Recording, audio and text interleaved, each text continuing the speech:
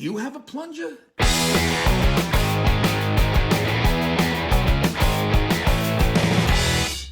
Hey, what do you hear? What do you say? My Facebook, YouTube, Twitter, Instagram, Google+, your sister's ass, the Pony Express. A very ticked off Vic here. You know what ticks me off? Tradesmen who don't carry the most basic equipment to a job. Now, follow me, because what I'm about to tell you actually happened to me this week.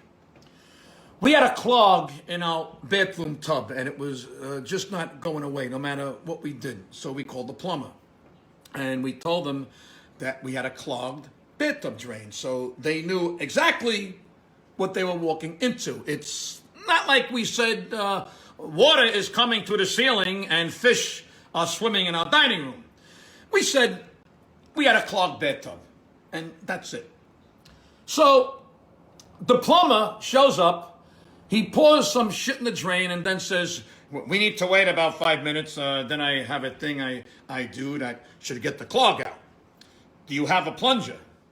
So I don't think anything about it. And I say, yeah, sure. It's right over here. So I give him a plunger. He starts plunging. And after about a minute, he says, now get this. Do you have a plunger with the center rubber thing that fits down in the drain so it gets a good suction? That's when I said, don't you have a plunger? And he says, I don't have one on this truck. Now, I want to be crystal clear here. The plumber doesn't carry a plunger and knows he needs a special kind of plunger to unclog a drain. You know what that's like? That's like an ice cream man pulling into your driveway and saying, do you have any ice cream that I can use because I don't carry ice cream on my ice cream truck? How does a plumber with a truck that is stocked with tools and materials not carry a plunger? A plunger! The first thing a plumber should check off his list. That's like a doctor asking to borrow your stethoscope. That's like the exterminator asking to borrow your can of Raid. It's like a painter asking to borrow your brushes. That's like fucking crazy what that is. The drain got unclogged eventually, and the plumber chooch went away. So then we wanted to install a new ceiling fan, and then we called an electrician. The electrician shows up, and we show him where we want the fan, and he goes back to his van, and he gets his tools and whatever else he needs. Okay, all good so far.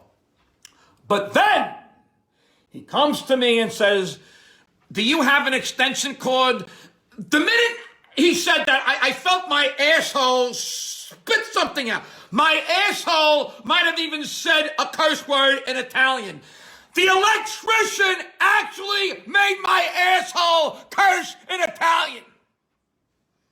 So I said, you don't have an extension cord? And he says, we don't carry one in the van. So I go and get an extension cord. I hand it to him, and you know what he says now? He says, this is a 3-pronged extension cord, and I have a 2-pronged drill. First, I immediately imagine him instead of Mel Gibson in the torture scene in the movie Braveheart. So then I said, would it help if I have a 3 into a 2 adapter? And he says, oh, yes, that will work. Now, what I wanted to do right then was I wanted to shove the 3 into 2 adapter up his fucking asshole and strangle him with the extension cord and chop off his fucking dick with the ceiling fan blades.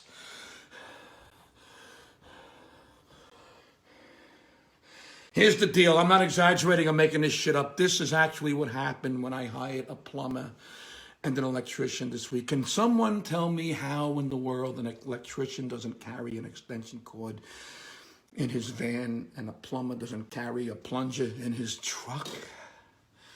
Has the world gone completely crazy? Do the laws of physics cease to exist on our stoves? Are these magic grits? Tradesmen who don't carry the most basic equipment to a job, that's what ticks me the fuck off